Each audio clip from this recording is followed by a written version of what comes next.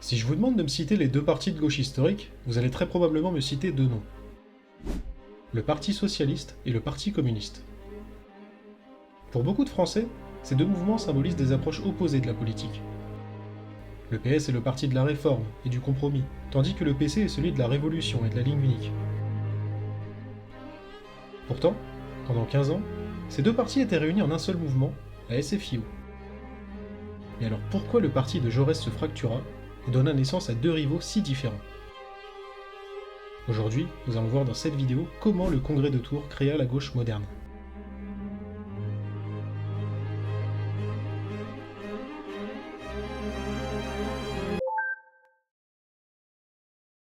Héritière de la Commune et des mouvements sociaux du XIXe siècle, la SFIO est créée le 25 avril 1905 par des militants socialistes de tous bords.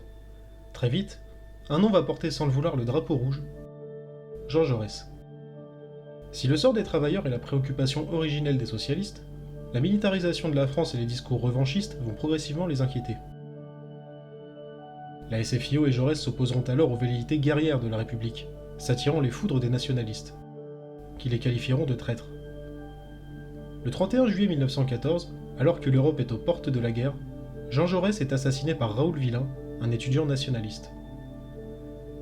L'assassinat du père du socialisme français est un immense drame, mais l'inévitable conflit avec l'Allemagne porte le regard ailleurs. Alors que le conflit éclate 4 jours plus tard, le président Raymond Poincaré appelle toutes les forces politiques à s'unir face à l'ennemi, c'est l'union sacrée.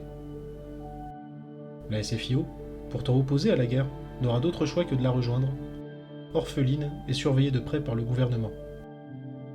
Mais un an après l'entrée en guerre, l'Union sacrée connaît ses premières tensions.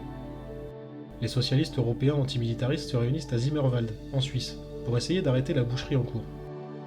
La conférence ne donnera rien de concret, mais permettra de réunir des figures montantes du socialisme européen, comme Lénine ou Trotsky. La conférence sera suivie de celle de Kiental en 1916, puis de celle de Stockholm en 1917. Finalement, l'année 1917 sera marquante pour le socialisme européen. De nombreuses grèves et mutineries éclatent, les effectifs de la CGT explosent, la SFIO quitte l'Union sacrée, et surtout, la Russie devient le premier grand pays à connaître une révolution rouge. En France, les Zimmerwaldiens progressent jusqu'à devenir la principale force de la SFIO. La progression des antimilitaristes, liée à l'explosion du syndicalisme, va changer le visage de la SFIO après la guerre. Le parti quitte la deuxième internationale communiste, qui avait échoué à allier les socialistes européens contre la militarisation de leur pays, et envoie une délégation à Moscou pour examiner les conditions pour adhérer à la troisième internationale. Ces conditions vont diviser le parti. Lénine demande la traque des dissidents et réformistes dans le parti, la soumission à la Russie bolchevique et des épurations périodiques. La faction de Léon Blum et Jules Guesde rejette l'adhésion au Comintern, tandis que celle de Fernand Loriot et Boris Souvarine l'embrasse de tout cœur. Toutes ces branches de la SFIO devront se départager à Tours le 25 décembre 1920 lors d'un congrès. C'est un Noël très particulier qui réunit les socialistes le 25 décembre 1920. En entrant dans la salle, les membres de la SFIO se saluent, discutent, rigolent ensemble. Pourtant, sous ces airs de franche camaraderie, c'est une scission qui se joue dans la salle du manège, à Tours. L'aile gauche du parti, menée par les pacifistes s'étant opposés à la Grande Guerre, souhaite que la SFIO rejoigne la troisième internationale communiste et se soumette à Moscou. De l'autre côté, l'aile droite du parti, menée par Léon Blum, s'y oppose fermement. Trois tendances s'y affrontent. Celle de Blum, qui rejette catégoriquement l'adhésion à une troisième internationale qu'il accuse de vouloir mener à la dictature permanente, celle de Longuet, qui souhaite porter au vote les 21 conditions individuellement, et celle de Loriot, qui promeut une adhésion inconditionnelle au Comintern. Les débats sont tendus, et l'ombre de Moscou plane sur la salle du manège. Zinoviev, le président de la troisième internationale, envoie un message pour encourager la motion de Loriot et Frossard, tout en incendiant Longuet qu'il qualifiera d'espion au service de la bourgeoisie. Plus tard, la spartakiste et présidente de l'Internationale socialiste des femmes, Clara Zetkin, rejoindra Frossard lors de son discours et encensera le Comintern. C'est donc sans surprise que l'adhésion à la troisième internationale est votée le 29 décembre, et que la section française de l'Internationale ouvrière devient la section française de l'Internationale communiste, la SFIC. Refusant de se plier à la nouvelle internationale, les opposants au Comintern décident de continuer avec la SFIO, divisant en deux le parti de Jaurès. Le divorce sera favorable à la SFIC, qui conservera l'humanité et ses locaux, laissant le populaire à la SFIO, et qui emmènera la majorité des adhérents et militants avec elle. Mais rapidement, l'étreinte de Moscou se raffermit avec la mort de Lénine et la prise de pouvoir de Staline. Désormais, il choisira les dirigeants communistes et imposera le programme. De son côté, la SFIO va se rapprocher des radicaux de gauche, accentuant la fracture entre des socialistes réformateurs et des communistes révolutionnaires. Mais cette division sera remise en cause lors de l'entrée dans les années 30.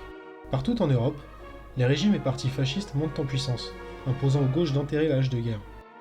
Si le cas allemand est un échec historique, la France s'en sortira mieux avec la naissance du Front populaire, mis en place progressivement après les émeutes du 6 février 1934.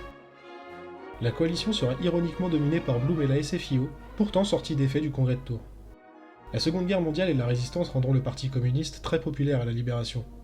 Il lui permettra même d'être la première puissance politique du Parlement pour la première fois de son existence en 1946. Mais la guerre d'Algérie et la naissance du gaullisme affaibliront le PC, qui verra le mouvement du général de Gaulle se populariser chez les ouvriers et les classes moyennes. La SFIO ne parviendra non plus à s'imposer, et il faudra attendre les événements de mai 68 et la création du Parti socialiste en 71 pour que la rose fleurisse.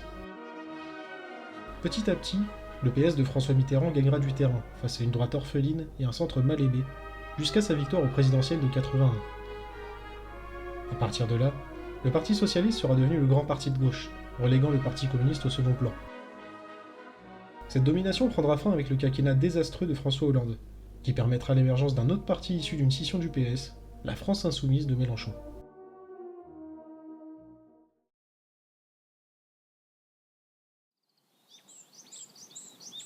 Merci à tous d'avoir regardé cette vidéo. Si vous avez des suggestions ou des remarques, n'hésitez pas à laisser un commentaire. Et si vous avez aimé, likez et partagez. Salut!